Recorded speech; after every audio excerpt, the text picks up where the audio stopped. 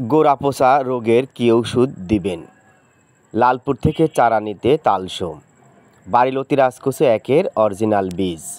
বাড়িলতি রাজকুচো একের গোড়াপচা দেখা দিলে কি ওষুধ দিব? গোড়াপচা রোগের ওষুধ। সুপ্রিয় দর্শক, আপনারা দেখতে পাচ্ছেন BGM special blue green mancozeb. এই প্রোডাক্টটা আসলে কেন আমরা বেশি ব্যবহার করার পরামর্শ দিয়ে থাকি? প্রথম কারণ হচ্ছে এই বিজিএম স্পেশাল হলো পলিমারিক ডাইথায়োকার্বমেট জাতীয় পরিবেশ সহায়ক বিশেষ ছত্রাকনাশক। আপনি যখন পানির মধ্যে এই বিজিএম স্পেশাল মিশাবেন, একদম পানির মধ্যে সমানভাবে মিশে যাবে, কোনো তলানি পড়বে না।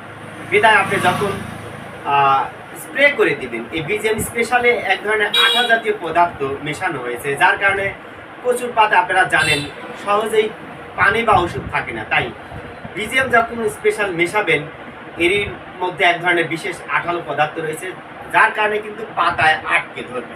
তাই বাড়িলতি রাজকুচো এক চাষের গোড়াপচা রোগের সমাধান বিজিএম স্পেশাল। দেখছেন গোড়াপচা রোগে আক্রান্ত বাড়িলতি রাজকুচো একের গাছ। অবশ্যই আপনারা 25 দিন পর পর গোড়াপচা রোগের ওষুধ বা পচন প্রতিরোধে ওষুধ বা ছত্রাকনাশকের ওষুধ স্প্রে করবেন। সুপ্রিয় দর্শক, আমি মোহাম্মদ আসাদ আলী, গ্রাম তালশো, পোস্ট এবং থানা বড়াইগ্রাম, জেলা নাটোর, হাজির হয়েছি বাড়িলতি রাজকুচো একের ক্ষেতে। এটা দেখতে পাচ্ছেন আমাদের বাড়িলতি রাজকুচো একের জমি। এখানে মোটামুটি 50 শতক জায়গা রয়েছে। এই পাশে থেকে যদি দেখেন তাহলে বুঝতে পারবেন। তো যাই হোক, আমার পাশে এক ভাই দাঁড়িয়ে রয়েছে। ভাই কেমন আছেন? আলহামদুলিল্লাহ। আপনার নাম কি? আমার নাম মোহাম্মদ হারুনুর রশিদ। কোথায় থেকে এসেছেন? আমি এসেছি লালপুর থানা লস্করপুর গ্রামে, আব্দুলপুর ডাকঘর আর কি। তো কতগুলো চারা নেওয়ার জন্য এসেছেন? আমি 2100 চারা নেব। এই যে বাড়িলতি রাজকুচো এক চাষ করার জন্য যে পরিকল্পনা গ্রহণ করেছেন, কয় বছর যাবত মনে মনে ভাবতেছেন যে লতি রাজকুচো? আমি গত বছর থেকে এই প্রিপারেশন নিচ্ছি। গতবার চাষ করেন নাই কেন? চারা মিলেনি, ভালো চারা মিলে নাই। তো আপনি তো মনে অসংখ্য ইউটিউব চ্যানেল দেখেছেন নাকি? তো হঠাৎ করে আমার চ্যানেল কেন বেছে নিলেন বাড়িলতি রাজকুচো একের চারার জন্য? আপনার চারাগুলারে যে গোড়াগুলা মানে গোড়া কাটা নাই, আমি দেখলাম যে গোড়া কাটা চারা নাই, যেহেতু এগুলা অবশ্যই মানে লাগানোর সঙ্গে সঙ্গে পাতা গজানো শুরু হবে। সরজমিনে এসে কি দেখেছেন আমাদের জমি? ঘুরে দেখেছেন? এই যে আপনার জন্য লতিগুলো দিয়েছি, লতিগুলো কেমন হয়েছে? লতিগুলো খুব সুন্দর, খুব সুন্দর। তো এটা ধরেন, সুপ্রিয় দর্শক, আমরা একটু নিচে দেখাই, আমাদের লতির দৃশ্যগুলো দেখাই। আপনারা দেখেন, এই দেখেন লতি, এই দেখেন মোটা বাঁশের মতন লতি। দেখেন এই সব গাছেগুলা লতি, দেখেন এই দেখেন লতি। কোন দিক তাকাবেন শুধু লতি আর লতি দেখবেন। কি দেখেন কি মোটা মোটা লতি এটা। তো যাই হোক, কিভাবে বাড়িলতি রাজকুচো 1 ও 2 চিনবেন? বাড়িলতি রাজকুচো 1, 2 চিনার উপায়, তো যে সমস্ত লতি চেপটা, এটা বাড়িলতি রাজ 1, এবং যেসব লতি গোলাকার এগুলা বাড়িলতি রাজ 2। ফলনে একই, দামও একই। তো যাই হোক, এটা দেখতে পাচ্ছেন। এই চারা দেখে কি পছন্দ হয়েছে? জি, চারা দেখে পছন্দ। অসংখ্য ধন্যবাদ, ভালো থাকবেন, সুস্থ থাকবেন। ধন্যবাদ। বাড়িলতি রাজকুচো একের অরিজিনাল বীজ। কিভাবে বাড়িলতি রাজকুচো একের অরিজিনাল বীজ পাবেন?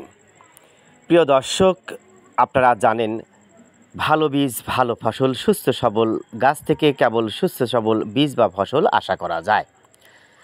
তবে বর্তমানে বাড়িলতি রাজকুচো এক চাষির চেয়ে ইউটিউবাররা বেশি।